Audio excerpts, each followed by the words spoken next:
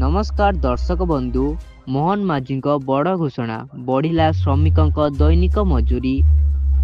लोकंक मुख्यमंत्री भावे सुनाम अर्जन करिथिबा मुख्यमंत्री श्री मोहन चरण माझी श्रमिक मानक स्वार्थ को दृष्टि रे रखी एई मजूरी वृद्धि करिसंती, जाहाकु नेई खुशी व्यक्त करचंती श्रमिक माने।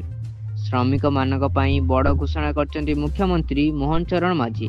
यह एक खुशी खबर कहले अत्युक्त हेब नहीं, कारण श्रमिकों मजूरी बढ़ाई मोहन सरकार। मुख्यमंत्री मोहन चरण माझी श्रमिक मानक पई सर्वनिम्न दैनिक मजूरी वृद्धि करिसंती।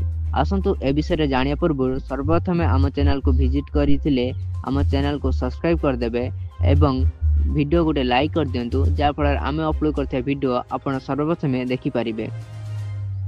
आज श्रमिक दिवस उपलक्षे मोहन चरण माझी अर्थात आमर प्रिय मुख्यमंत्री श्रमिक मान को भेटी देइछंती, तांकर श्रमिकर दैनिक मजूरी की वृद्धि करछंती।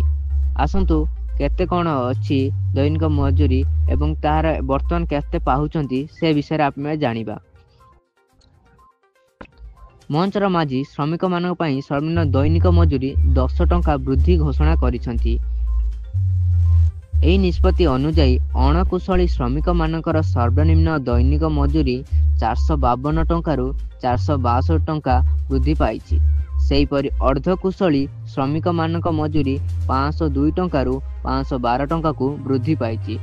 कुशली श्रमिक मानक दैनिक मजूरी 552 टंकारु 562 टंका एवं उच्च कुशली श्रमिक मानकर सर्वनिम्न दैनिक मजूरी 602 टंकारु 612 टंका को वृद्धि पाइछि। मु पुनर्बार कहि रहउछि, अणकुशली श्रमिक मानकर सर्वनिम्न दैनिक मजूरी 452 टंकारु 462 टंका को वृद्धि पाइछि। सेहीपरि अर्धकुशली श्रमिक मानक मजूरी 502 टंकारु 512 टंका को वृद्धि पाइछि।